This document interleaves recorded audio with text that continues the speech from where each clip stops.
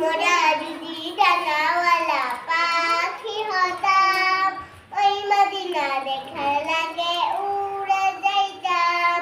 আদিটা আদম যখন মুসিবতে পড়ে, মদের নবীর উসিলাতে আল্লাহ কবুল করে। সাকারাতের বিজন দেখা নিয়মে, দু জাহানের বাদশা নবী কামলিয়ালা।